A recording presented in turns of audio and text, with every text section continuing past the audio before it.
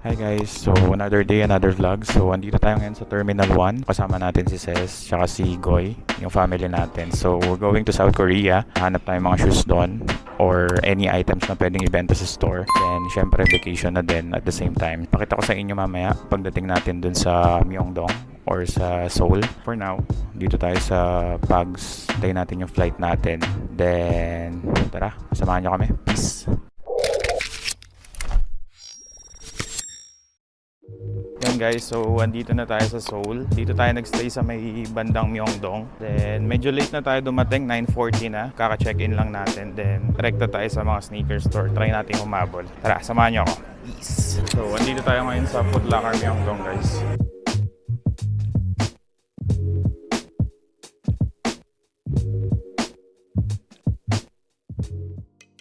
Yun guys, day 2. So ikot tayo sa mga mall dito sa Seoul. First stop natin guys yung Golden Goose. Pakita ko sa inyo yung mga stock doon pagdating. Then yung mga mabibili natin mamaya. So may mga napili na tayong bibilin. Ito yung mga napili ni Sis. Silver tab. Ito. Napakadami. Hindi na naman nagpapaawat si Sis. Pero moving to sa store yung mga Golden Goose natin. Let's check. Siguro tulog. So, ayun guys, nakatapos lang natin bumili dun sa Golden Goose. Lunch muna kami nun sis. Then, ikot ulit sa mall. Then, pakita ko sa inyo ano mga store map na daanan natin mamaya.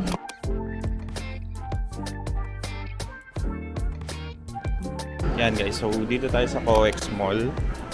So di lang tayo gaano makapag-vlog sa mga store kasi yung ibang store bawal mag-video sa loob. Pero dito tayo ngayon sa Onitsuka Tiger. Pakita ko yung mga display. Tara, pasok tayo. So bawal mag-video sa loob. So nakakuha tayo ng 2 pairs na Kill Bill. Yung Kill Bill pakita ko na lang sa in-picture sa inyo. So yan, 2 pairs lang yung allowed kasi dalawa lang kami ni Ces pwede. By the way guys, kung bibili kayo dito sa COEX Mall, then may mga mabili man kayo, pwede nyo na agad makuha yung mga tax refund nyo dito sa booth na to. Yan.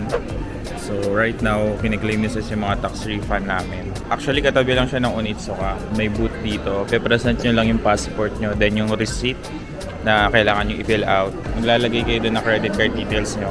Then doon papasok yung tax refund. So balik tayo dito sa Golden Goose guys. Nakakuha tayo ng another order. Ito yung mga pairs na kunin natin.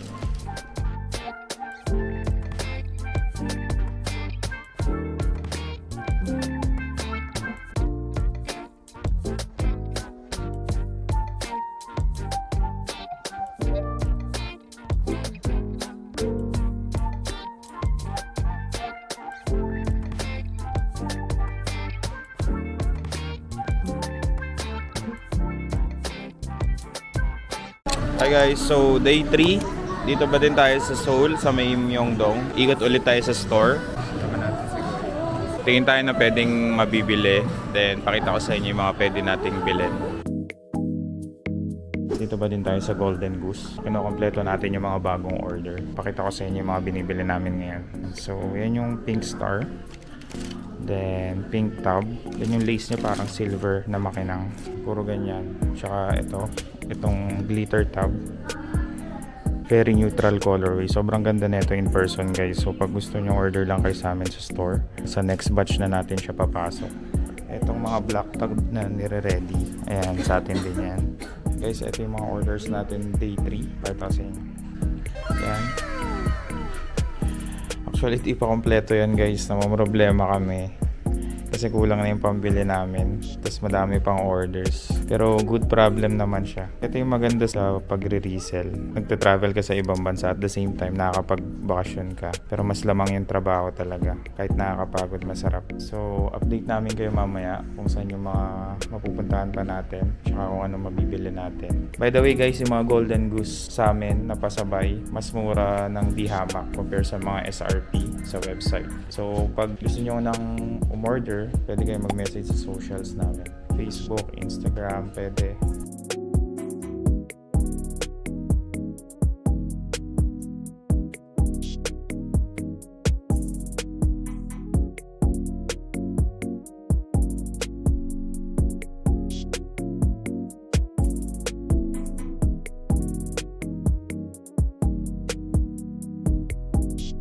Hey guys, so day 4, ikot ulit tayo dito sa mall. Pero this time, andito tayo sa iPark Mall. Check natin yung New Balance. Kaso walang magandang stock, pati yung Nike. Unfortunately guys, di pala tayo nakuha ng Kobe. Kasi dun sa Foot Locker na malapit dun sa hotel natin, onti lang yung nilabas, parang 20 pairs lang. Then mamaya balik tayo Golden Goose, may kukunin ulit tayo mga bagong orders. Fulfill lang natin. Then tara, samahan nyo kami. So breakfast muna tayo dito sa may Red Apple. Bumalik kami dito guys kasi sobrang sarap nung apple pie nila. Hindi siya ganun katamis. Tapos yung dough, sobrang sarap. Napakita ko sa inyo. Tsaka pala yung chocolate drinks dito. Pag napunta kayo, try nyo. Sobrang sarap. Medyo matabang lang yung mga coffee nila, pero yung chocolate drinks masarap. By the way guys, pag bibili kayo dito, yung mga ibang stores, pag mag-a-ask kayo ng tax refund, meron silang mga machine na tax refund. So doon nyo na mismo ipaprocess. Then yung ibang store naman, ipaprocess nyo sila sa airport. So depende sa store eh. Pero basta lagi kayo mag-a-ask ng tax refund, then bibigyan nyo yung passport nyo. Kaya pag lalabas kayo, dapat lagi yung dala yung passport.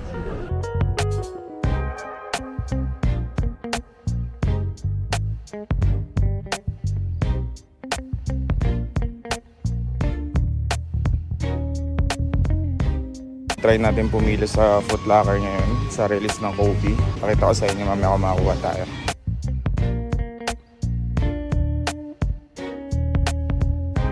Ayun guys, mga 20 lang yung pinapasok tapos wala na daw stocks. Sobrang baba nung stock count nila. Hey guys, so day 5, medyo maulan. Ay actually di naman malakas. Parang ambon lang. Kaya hindi kami makalabas. So, pupunta ka Korea guys, try nyo daw to. Yung ice americano na sweeten. Tapos, alagyan nyo na itong banana milk. Masarap siya.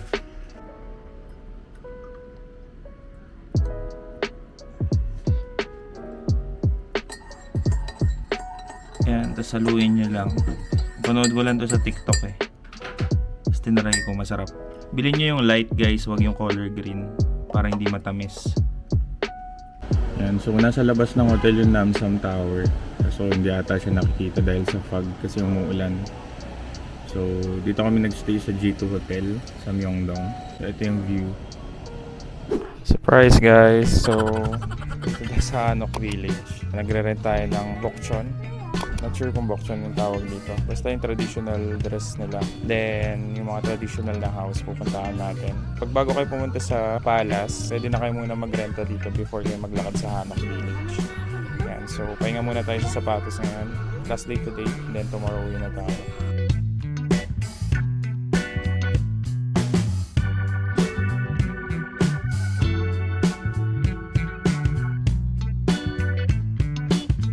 Guys, last night natin ngayon sa Seoul. Sobrang lamig. Kasi kakatapos lang ng ulan kanina, pero buti tumigil na. Kaya kanina sobrang saglit lang kami sa Hanok Village. Doon sa may Bokchon, hindi na kami nakapunta ng palace. Then bumalik na agad kami sa apartment. So ngayon, try namin mag-dinner. Try namin mag-samgyeopsal dito before kami uwi ng Pinas. Sorry, hindi tayo nakapag-vlog kahapon kasi nag-focus tayo more sa Golden Goose. So papakita ko na lang sa inyo pagbalik ng Pinas yung mga nakuha natin. Sobrang lamig guys. So sa mga pupunta ng Korea, dala kayo ng medyo makapal na jacket. Medyo maaraw kahapon. Ngayon kasi umulan kaya siguro sobrang lamig. Dito tayo magdi-dinner sa may Mongboli. So unlimited samgyeopsal dito. Tapos ikaw yung kukuha ng meat mo dito. So may beef tsaka pork.